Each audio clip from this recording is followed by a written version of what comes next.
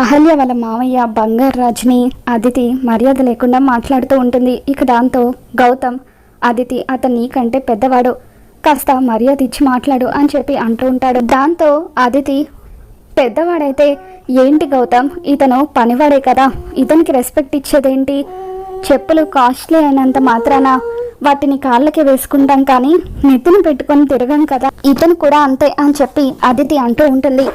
నువ్వు ఎంత మాట వస్తే అంత మాట అంటే ఇక్కడ పడే వాళ్ళు ఎవరూ లేరు అని చెప్పి బంగారు రాజు అంటూ ఉంటాడు.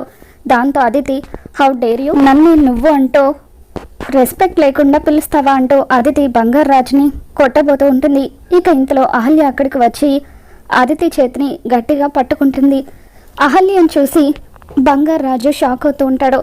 మావయ్య ఇప్పుడేం మాట్లాడకు, నేను నీతో తర్వాత మాట్లాడతాను, సైలెంట్గా ఉండు అని అహల్య బంగారు రాజుకి చెప్తూ ఉంటుంది.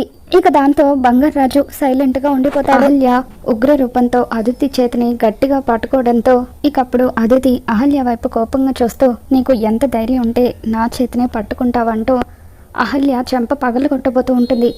దాంతో గౌతమ్ అదితి అంటూ గట్టిగా అరుస్తాడు. అహల్య ఒంటి మీద ఒక్క దెబ్బ పడినా నేను ఊరుకోను అని చెప్పి గౌతమ్ అహల్యకు అండగా నిలబడతాడు. మొత్తానికి అహల్య అయితే బంగారాజు ముందుకి వచ్చేసింది. మరి రాబోతున్న ఎపిసోడ్లో గౌతమ్ అహల్య ఇద్దరు భార్యాభర్తలన్న నిజం తెలుసుకున్న బంగారాజు ఎటువంటి విధంగా అహల్యకు సాయపడతాడో మళ్ళీ మన ఛానల్లో తెలుసుకుందాం. ఈ వీడియో మీకు నచ్చినట్లయితే తప్పకుండా లైక్ చేయండి.